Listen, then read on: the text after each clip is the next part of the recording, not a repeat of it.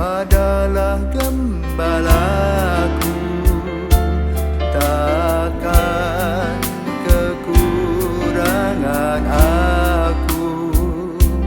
Ia membaringkan aku di padang berumput hijau. Saudara-saudaraku terkasih, selamat pagi. Salam jumpa lagi dalam Sabda Siap Saji Minggu 13 Maret 2022, hari Minggu Prapaskah yang kedua. Marilah kita berdoa dalam nama Bapa, Putra, dan Roh Kudus. Amin. Bapa yang Maha Mulia, Engkau telah memaklumkan kepada kami bahwa Yesus Kristus adalah Putra-Mu terkasih. Ajarlah kami untuk selalu mendengarkan dan melaksanakan sabdanya, dan berilah kami pengertian akan misteri sengsara, wafat, dan kebangkitannya demi keselamatan kami. Dalam Injil pada hari ini, Petrus dan kawan-kawan mengalami transfigurasi Yesus. Kami mohon berkat-Mu Tuhan, agar makna dari transfigurasi itu dapat kami cerna, dapat kami alami, dapat kami hayati, dan juga kami buktikan melalui kehidupan kami sehari-hari, melalui cinta kami kepada sesama dan kepadamu. Demi Kristus Putra-Mu dan pengantara kami, kini dan sepanjang masa. Amin. Tuhan bersamamu dan bersama rohmu. Inilah Injil Yesus Kristus menurut Lukas.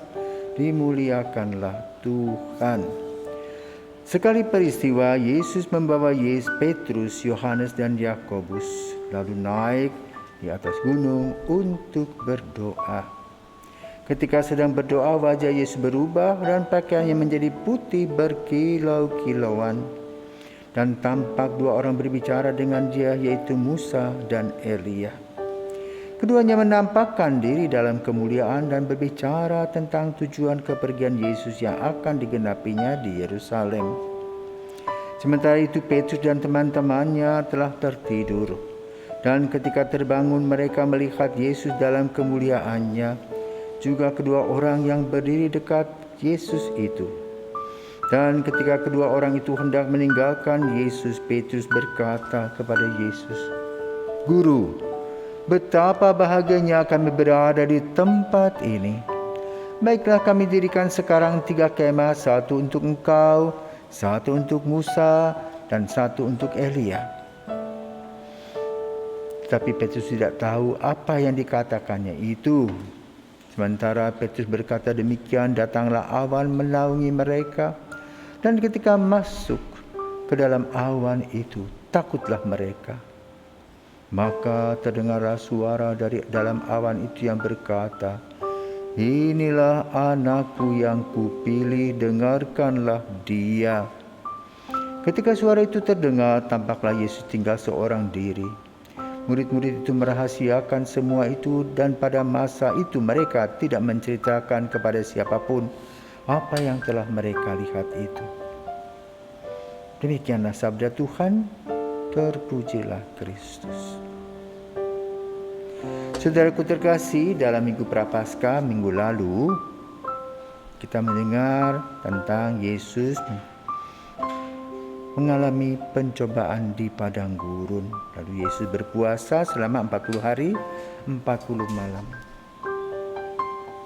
Tradisi puasa juga sudah dilakukan oleh Musa dan Elia. 40 hari 40 malam mereka mengosongkan diri dan membiarkan Roh hadir dan masuk dalam hidup mereka. Boleh dikatakan dalam istilah sekarang 40 hari untuk discernment, untuk mengambil sebuah langkah ke depan bagi hari esok.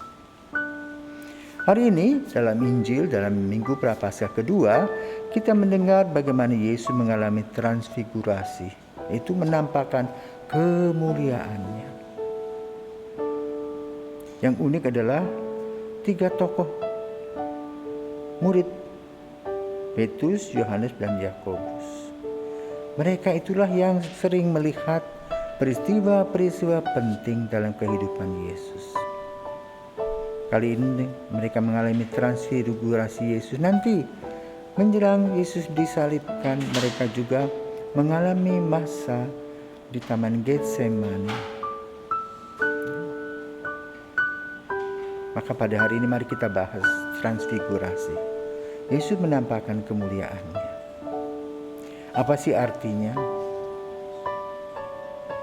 Dalam peristiwa percobaan di padang gurun 40 hari 40 malam, Yesus mengadakan relasi dengan Bapa di surga melalui doa untuk mengalahkan kesombongan, keserakahan, kemalasan, iri hati, dengki. Pokoknya yang berkaitan dengan 3 hal yang berbau duniawi.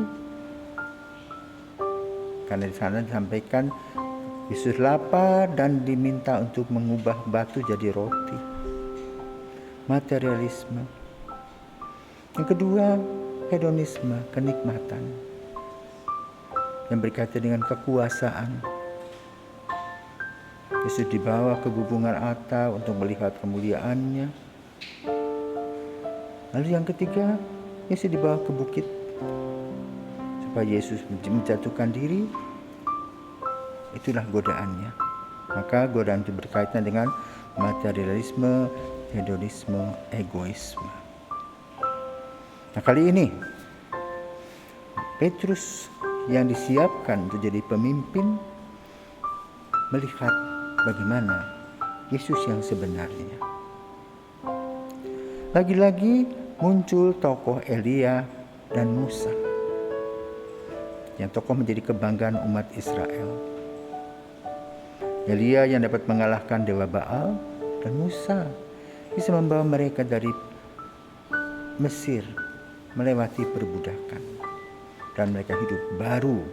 Maka kemudian Musa kemudian menata hukum-hukum bagi mereka sampai sekarang.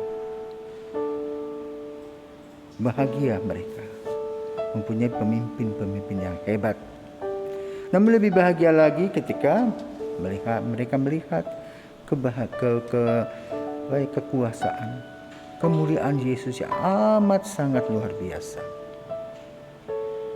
Baru nanti jawaban transfigurasi itu bisa diamati dan dilihat ketika Yesus wafat, dikuburkan, bangkit sampai hari ini. Kemuliaan Yesus senantiasa hadir dalam langkah-langkah hidup kita. Jadi pengalaman Petrus dan kawan-kawan itu satu kali, tetapi yang mau ditampilkan adalah begitu banyak berkat-berkat yang Yesus berikan kepada kita. Hanya tinggal kita melihatnya dengan kacamata yang jernih secara rohani, di mana kita mempunyai relasi yang dekat dengan Yesus atau tidak. Kalau kita mempunyai relasi yang dekat dengan Yesus, kita akan mengalami seperti pengalaman Petrus tadi, mengagumi hal-hal yang diberikan Tuhan kepada kita, mulai dari hal-hal kecil. Senantiasa kita bersyukur untuk kasih karunia-Nya, terutama pada masa pandemi ini.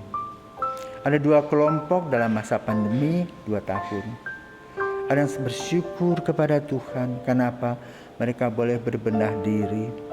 Secara materi boleh katakan kurang, tetapi secara rohani mereka diberikan sebuah kekuatan baru. Maka hidup mereka mengalami damai sejahtera, karena mereka mengalami kemuliaan Yesus tadi. Namun ada orang yang hancur-hancuran karena pandemi. Kenapa? Karena mereka tidak pernah merefleksikan diri, mereka hanya menuntut orang lain, mereka selalu mempersalahkan orang lain, sehingga kehadirannya menjadi gelap. Kan itu pada hari ini, di mana Injil membicarakan tentang transfigurasi kemuliaan Tuhan, kita diajak untuk senantiasa bersyukur. Sebagaimana disampaikan oleh Petrus kepada Yesus, baiklah kami dirikan 3 kemah, 1 untuk engkau, 1 untuk Elia, 1 untuk Musa. Kenapa? Aduh, bahagianya hidup di sini.